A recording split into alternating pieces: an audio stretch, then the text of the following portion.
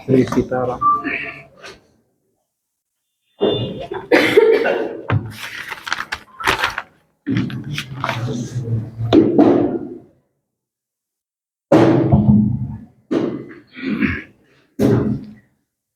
सभी लोग हाथ जोड़ लेंगे और मेरे साथ एक मंत्र दोहराएंगे। ओम सच्चिदानंद रूपाय विश्वोत्पत्त्यादि हेतवे तापत्रय विनाशाय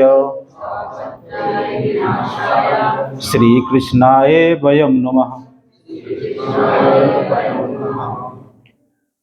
आप सभी के हृदयों में विराजमान परमात्मा को प्रणाम, विश्व वसुंधरा को प्रणाम, भारत भूमि को प्रणाम।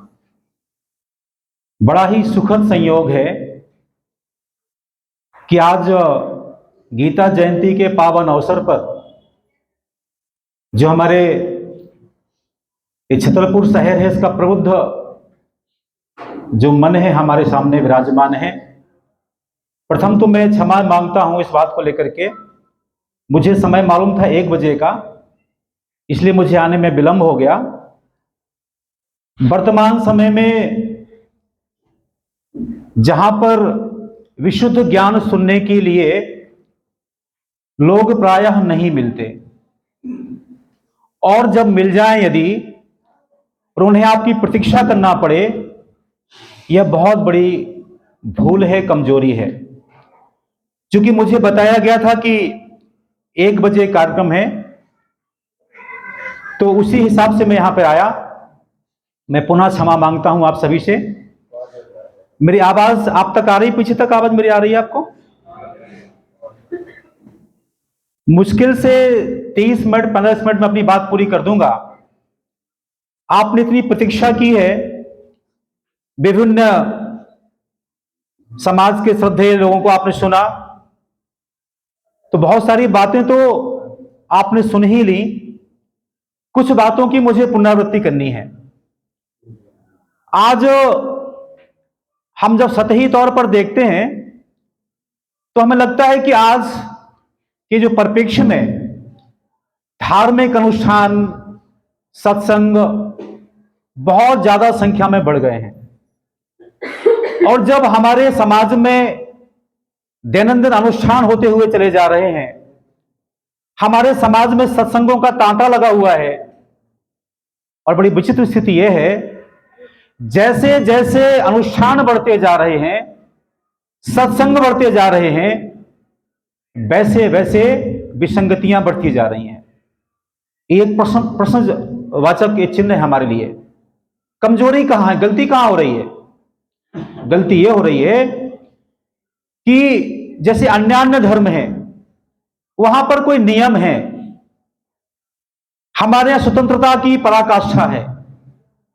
कोई कुछ भी करे, स्वतंत्र है। यह स्वतंत्रता हमारे लिए आत्मघाती बन गई। जिसके हमें अच्छे परिणाम मिलने चाहिए थे, परिणाम बुरे आ गए। आप क्षमा करें, बड़ी विनम्रतापूर्वक मैं ये बात कहता हूं कि आज सत्संगों के नाम पर हो क्या रहा है? केवल नाच गाना, केवल टाइम पास। सत्संग कहां हो रहे हैं? इतने सत्संग काश सचमुच में होते होते तो इस भारत भूमि में क्या 500 वर्षों तक हमें राम मंदिर की प्रतीक्षा करना पड़ती?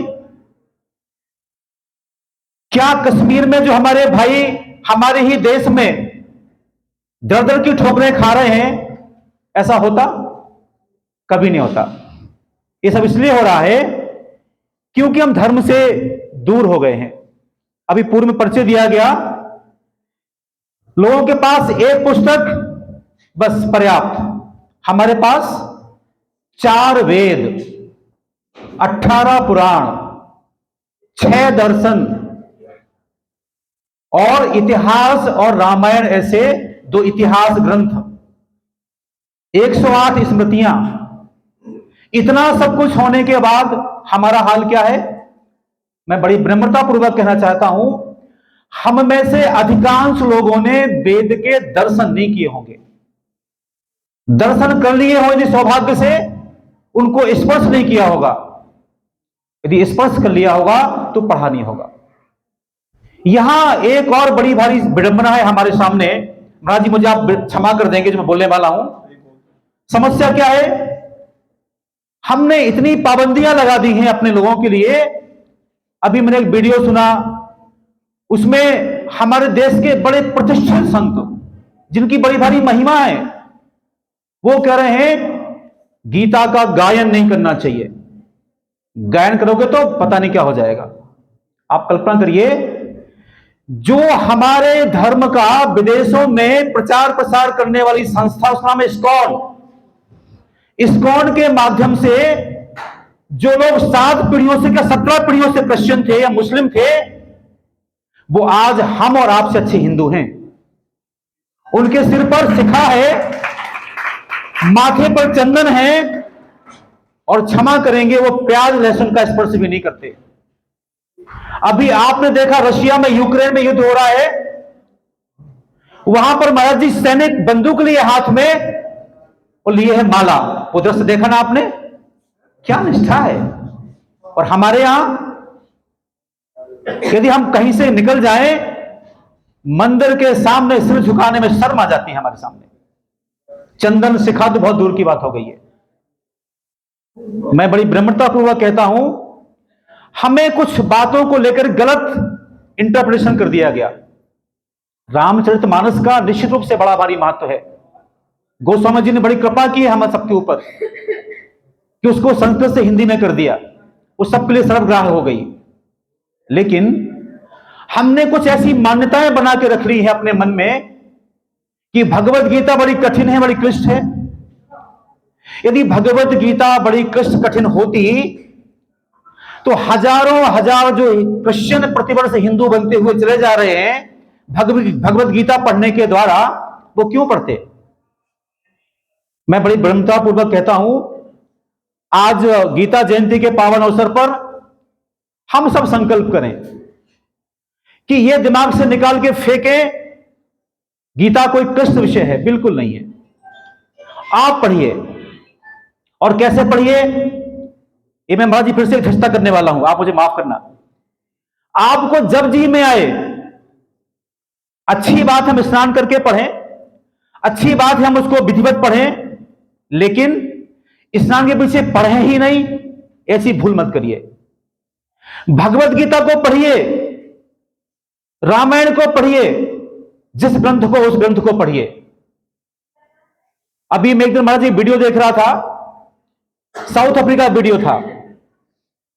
एक साउथ अफ्रीकन पंडित जी कुछ मंत्रों का उच्चारण कर रहे हैं, वो शुद्ध नहीं कर पा रहे हैं पर अनुष्ठान करवा रहे हैं। महाराज जी, वहां शुद्धि की आवश्यकता है कि लोगों को जोड़ने की आवश्यकता है?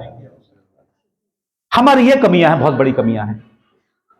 मैं पुनः कहता हूं, जो हमारे देश के नामी ग्रामी मूर्धन संत हैं, जिन पर लाखों लाखों श्रद्धा करते हैं, वो वीडियो आपने सुना होगा अच्छी तरीके से। गीता पढ़ोगे, गायत्री पढ़ोगे तो पाप पड़ जाएगा, माने बोल के बोल दोगे तो आप। ऐसा अपराध नहीं करना चाहिए ऐसे महापुरुषों को। अरे कोई पढ़े, शुरुआत पढ़ाई तो करे पहले, फिर समझ लेगा उसके बाद वो। हम पढ़ने ही नहीं देंगे तो परिणाम क्या होगा?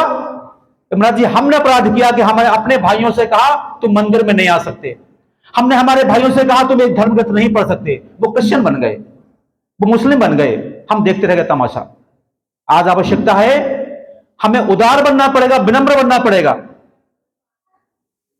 जो है पढ़े हनुमान चालीसा, उसमें तो ये तो नहीं कहा गया शूद्र पढ़े, ब्राह्मण पढ़े, वैश्य पढ़े, स्त्री पढ़े, पुरुष पढ़े। जो है पढ़े हनुमान चालीसा, सिद्ध होए साकी गौरीशा। सो मैं आपसे बड़ी विनम्रतापूर्वक कहता हूं, मेरा विषय भगवत गीता है। महाराज जी, आज से 15 वर्ष पहले, शायद 14 वर्ष हो गए होंगे, मुझे लगा कि चलो मैं समाज की सेवा करूंगा। भगवत गीता को मैंने चुना, 5-6 कार्यक्रम किए अपने खर्चे पर। केवल मुझे एक मिला निमंत्रण, पंचकुला से मैं वहां पे गया और वहां लोगों ने मुझे सुना। उसके बाद ये दूसरा आमंत्रण है, कोई नहीं बुलाता। परिणाम क्या हुआ? शायद आप पंडित जी विराजमान है पीछे, आपने मुझे फोन किया कि यहां एक सत्संग होता है, भगवत गीता का। मैं बड़ा खुश था, चलो मुझे आमंत्रण मिल रहा, मैं तैयारी करके आऊंगा। फिर बाद में मुझे चला पता बहुत संक्षिप्त में होता है, तो मैंने कहा शायद उससे मतलब क्या निकलता है। पर कल शाम को जब मुझे फोन गया कि यहां फिर से कोई कार्यक्रम है, तो मैंने कहा, ऐसा फोन आया था वहां से, तो आपने कहा नहीं वो संख्या ठीक ठाक रहेगी। मैं बड़ा खुश हुआ, फिर से मैंने सुबह थोड़ा सा अध्ययन किया, मैं यहाँ पे आ गया। प्रथम बात तो मैं आपको बता दूं, मुझे हमारी संस्कृत ठीक से नहीं आती, मैं भगवत गीता का प्रकांड पंडित नहीं हूं, पर एक बात मैं बड़े आत्मविश्वास के साथ कह सकता हूं, मैंने कम से कम 15 टीकाएं पढ़ी हैं भगवत गीता की। मैंने भगवत गीता को बहुत सुना है, तो मुझे कॉन्सेप्ट समझ में आ गया भगवत गीता चाहती क्या है, मुझे समझ वो बात आ गई है, वही बात मैं लेके आपके सामने आया हूं।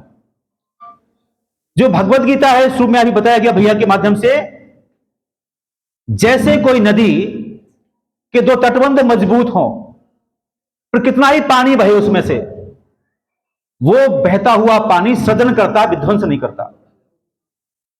ठीक इसी प्रकार से जो भगवत गीता है, उसमें 700 श्लोक हैं, उसका प्रथम श्लोक और अंतिम श्लोक। यदि हमें समय नहीं है भाई दबे, हम बड़े बिजी हैं, हमें समय नहीं है, हम समझाएं कैसे भगवत गीता को, तो मैं आप सबसे विनती करता हूं, यदि हमारे पास समय है ही नहीं, हम बहुत व्यस्त हैं, तो क्या हम 2 श्लोक भी नहीं पढ़ सकते? प्रथम श्लोक, अंतिम श्लोक। प्रथम श्लोक क्या है?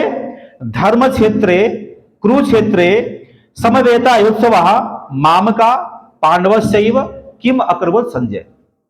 छोटा सा मंत्र है, कहा किया गया है, पहला मंत्र बोला गया है एक ऐसे व्यक्ति के द्वारा जिसका महाराज जी अंधा है, वो आंखों से भी अकल से भी।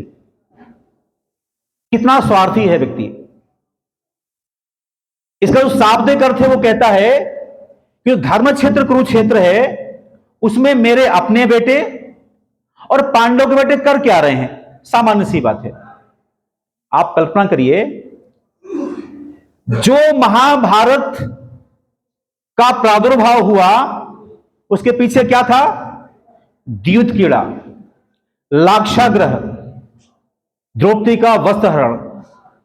क्या ये सब धर्म है?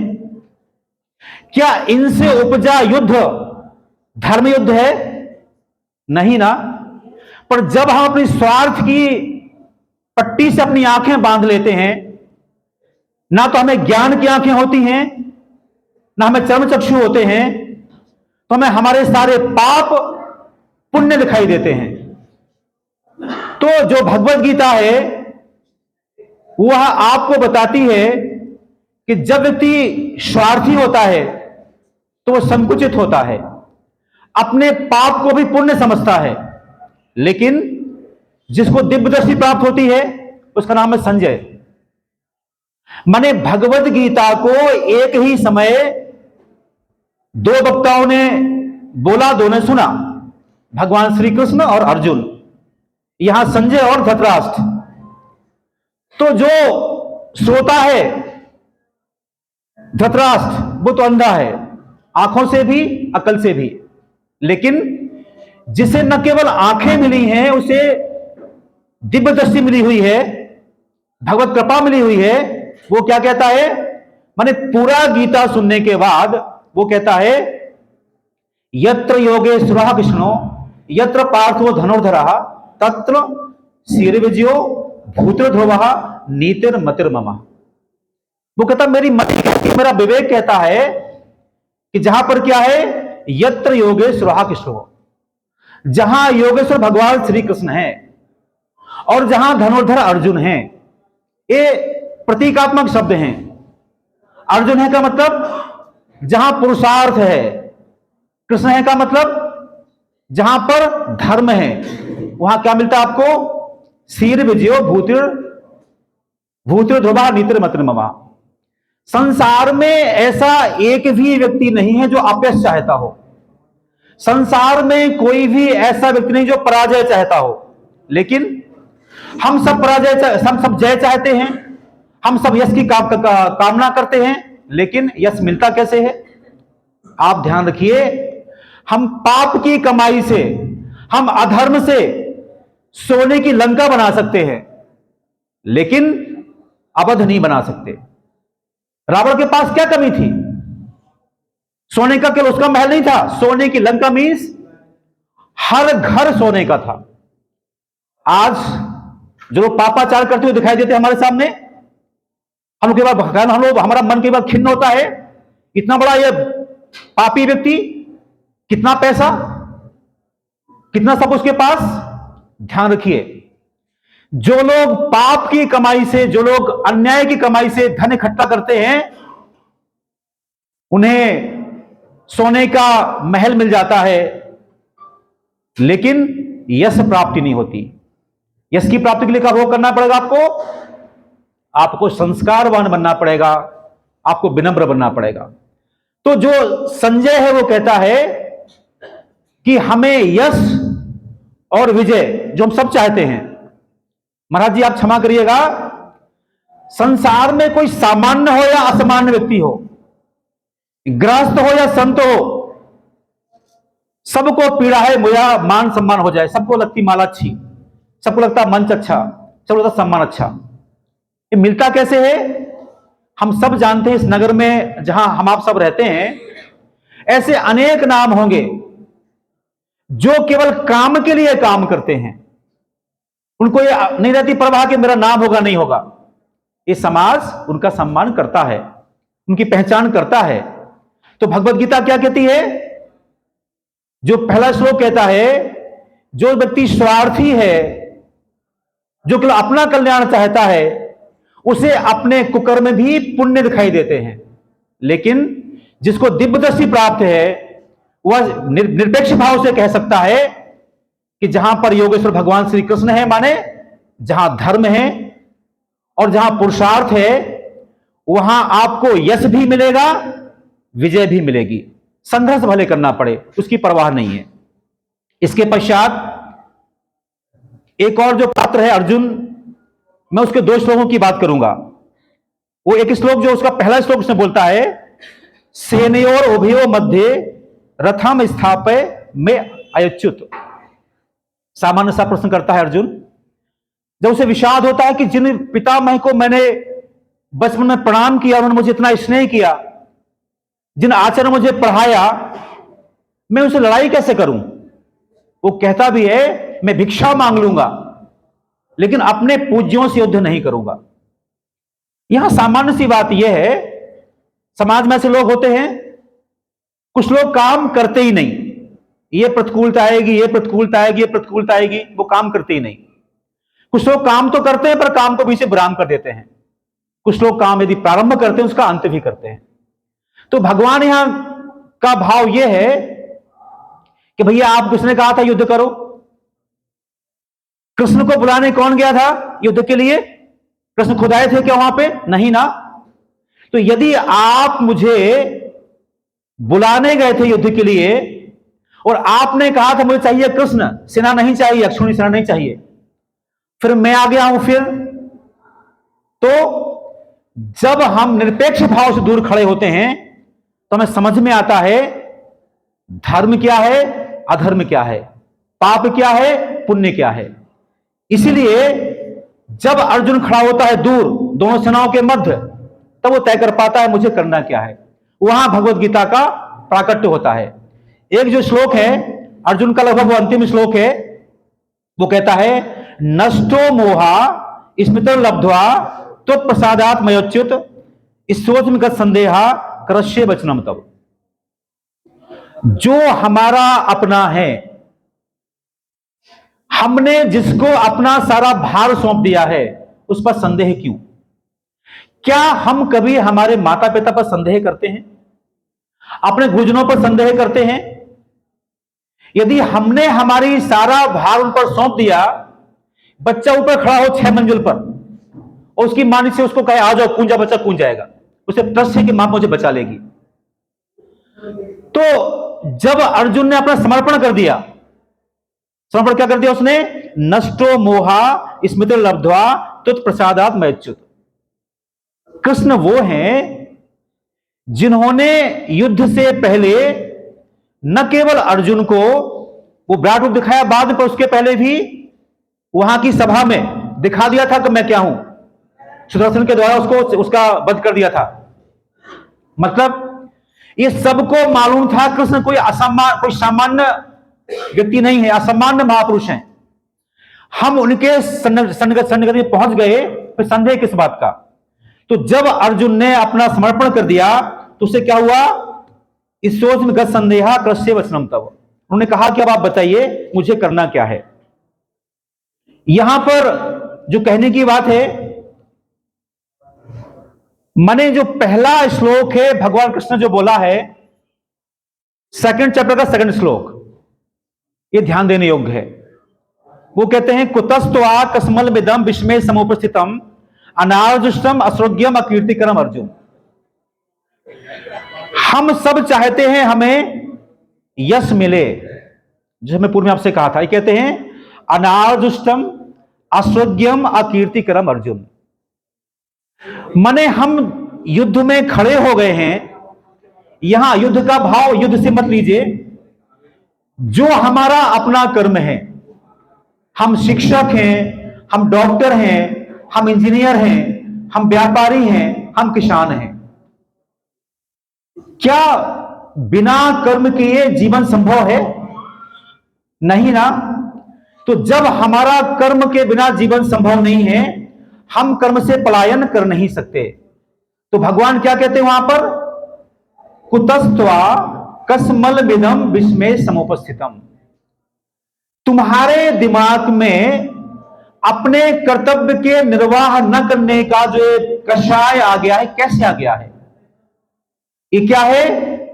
ये आर्यों को शोभा नहीं देता। आर्य माने श्रेष्ठ लोग, हम आर्यों को शोभा नहीं देता। अस्वर्ग्यम, यह मोक्ष देने वाला नहीं है और यश देने वाला नहीं है। फिर क्या है जो भगवान ही कहते हैं उसमें, जो श्लोक नंबर 6 है, ये सर्वधर्मान परित्यज्य माम एकम शरणम व्रज अहम तो हम सर्व पापेभ्यो मोक्षयिष्यामि मा शुचा। इस श्लोक का भी जो इंटरप्रिटेशन है बड़ा विचित्र तरीके से किया जाता है। मैं पुनः आपसे प्रार्थना करता हूं, मेरे पास लगभग 12 टीकाएं रखी हुई हैं और हर एक टीका में टीकाकार ने भगवान की बात को तो कहा सो कहा ही कहा है, हर एक ने अपनी बात को भी कह दिया उसमें। तो जो गीता प्रेस की जो भगवत गीता है उसमें उसका दिया गया है, उसका वो अपना शब्दों का उसमें दिया गया, अर्थ दिया गया, उसको अन्वय बोलते उसको। वो पुस्तक पढ़िए आप और 4 बार पढ़िए आप, जो आपका अपना विवेक कहे वह अर्थ अंतिम है, वही अर्थ सत्य है। तो यहां पर सर्वधर्मान परित्यज्य माम एकम शरणम व्रज, सारे धर्मों को त्याग कर आप मेरी शरण में आ जाओ। जो धरती पर धर्म वर्तमान में विद्यमान है उनकी कितनी उम्र है? अधिकतम 2500 साल। उसके पर धर्म केवल एक था, उसका नाम था सनातन धर्म। और यहां लिखा सर्वधर्मान परित्यज्य माम एकम शरणम व्रज, आप सारे धर्मों को त्याग कर मेरी शरण में आ जाइए। माने ये नहीं है, जिन कर्तव्यों को आपने अपना कर्तव्य मान लिया है उन्हें छोड़कर के जो मेरा कर्तव्य है, जो मैं कहता हूं वो काम करो आप। और भगवान क्या कहते हैं, ये बड़ा महत्वपूर्ण श्लोक है। जैसे हम लोग शिक्षक हैं या आप कभी विद्यार्थी रहे होंगे, हम लोग लिखते हैं, कोई ऐसे लिखते हैं हम लोग, तो शुरुआत में क्या होती है, प्रस्तावना होती है, अंत में क्या होता है, उसमें उपसंहार होता है। तो यदि कोई कहे कि आप हमें भगवत गीता का कोई एक श्लोक ऐसा बताइए जिसके पढ़ने मात्र से हमें सारा अर्थ समझ में आ जाए, 700 पढ़ने की हमें गुंजाइश है नहीं। तो इस श्लोक का नाम है 18वें अध्याय का 46 नंबर का श्लोक, 46 नंबर का श्लोक। इसमें है यतः प्रवृत्तिर्भूतानाम येन सर्वमिदं ततं स्वकर्मणा तम अभ्यसिद्धि विन्दति मानवा।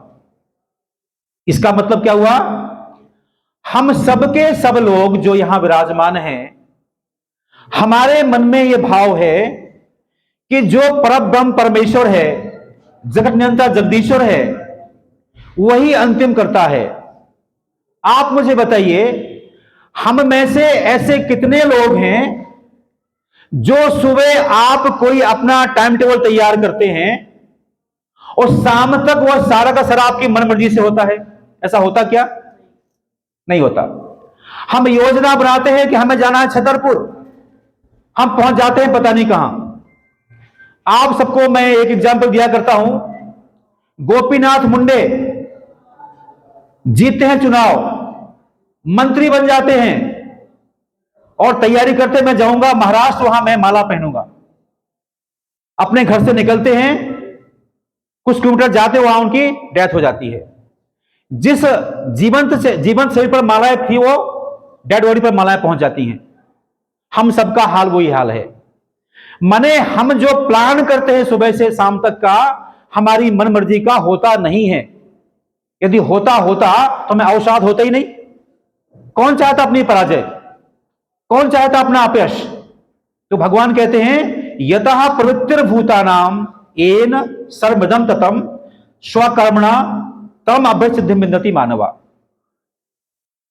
यहां पर बड़ी विसंगति आ जाती है हम लोगों के सामने कि जो व्यक्ति मंदिर जाता है सुबह शाम, खास कोई ड्रेस पहनता है, तो वो धार्मिक व्यक्ति है। यहां पर समझ लीजिए, एक विशेष प्रकार का वस्त्र पहनने वाला व्यक्ति हम धार्मिक समझते हैं, वो कालनेमी भी हो सकता है। और एक पैंट शर्ट पहनने वाला व्यक्ति वो धार्मिक हो सकता है। धर्म क्या है यहां पर? स्वकर्मणा तम अभ्यर्थ सिद्धि विन्दति मानवा। हमें परमात्मा ने जो काम सौंपा है, क्या हम हमारे काम को पूरी निष्ठा से करते हैं? जिस दिन प्रोफेसर को समझ में आ जाए, जो मेरे सामने जो बच्चे बैठे हुए हैं ना, ये भगवान के बाल रूप बैठे हुए हैं, मुझे इनकी पूजा करना है अपने ज्ञान के द्वारा, हमारे सारे के सारे बच्चे अभिमन्यु बन जाएंगे, हमारे सारे के सारे बच्चे एकलव्य बन जाएंगे। क्या भाव ऐसा आ पाता है? एक डॉक्टर बनने के बाद यदि हमारे मन में भाव आ जाए कि जो पेशेंट मेरे सामने आया है, मुझे दरिद्र नारायण की सेवा करनी है, क्या उसे रुपए ऐंठेंगे उससे? आप उसको बेवकूफ बनाएंगे आप? एक व्यापारी के मन में भाव आ जाए कि मैं जिनके लिए व्यापार कर रहा हूं, जिनको मैं सामान बेच रहा हूं, क्या मिलावटी का सामान बेचेगा?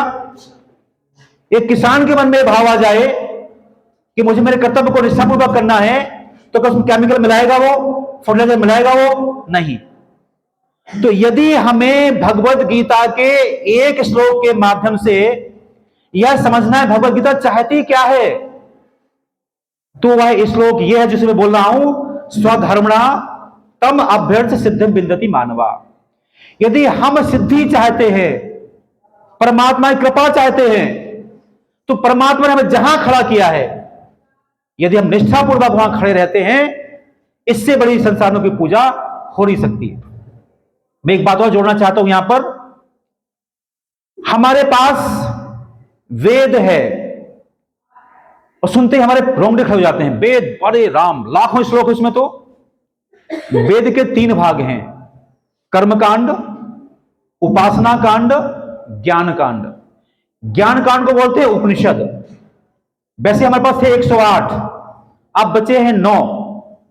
प्रथम है, उसका नाम है ईशोपनिषद। ईशोपनिषद वेद के ज्ञान कांड का प्राण है। श्लोक कितने हैं? 18। सुना आपने? जो ईशोपनिषद हमारे सनातन धर्म का प्राण है, श्लोक कितने हैं? केवल 18। हमने कभी नहीं पढ़े। कोई कहता है हिंदू धर्म में छुआछूत है, इसमें ये त्रुटि है, इसमें ये कमी आए, हम मान जाते हैं। क्या कभी हमने देखा, पढ़ा अपने आप को? नहीं पढ़ा। तो जो ईशोपनिषद है, यदि आपको उसके 18 श्लोक भी नहीं पढ़ना है, मत पढ़िए, एक पढ़ लीजिए। उसका नाम क्या है? पहला श्लोक, ओम ईशावास्य इदम सर्वम यत किंचित जगत्याम जगत तेन त्यक्तेन भुंजीता मां गृदः कस्वधनम। आप कल्पना करिए, हमारे पूर्वज, हम जितना ही हम उनके प्रति कृतज्ञता ज्ञापित करें, वो थोड़ी पड़ जाएगी। उन्होंने हमें किसी उपासना में नहीं उलझाया, कर्मकांड में नहीं उलझाया, ये धर्म की ओर बढ़ने की पहली सीढ़ी है। अंतिम क्या है? ओम ईशावास इदम सर्वम यत किंचित जगत्याम जगत। जगत में जो कुछ भी हमें दिखाई दे रहा है वह सब परमात्मा मय है या परमात्मा का है। हमें क्या करना है? तेन त्यक्तेन भुंजीता। हमें इस सब का त्याग पूर्वक उपयोग करना है। माने जो हमें दिख रहा है सब, ये हम सबका है, सबके लिए है।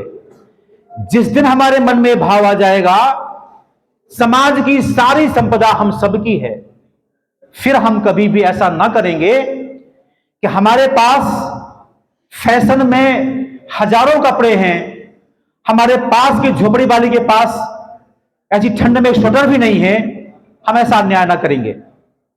मैं कहना यहां पे चाहता हूं, जो सनातन धर्म है वो हमें सिखाता है आर्ट ऑफ लिविंग, जीवन जीने की कला। जो ये उपासना पद्धतियां हैं वह धर्म का प्राइमरी रूप है, वो धर्म इसका बहुत बेसिक रूप है।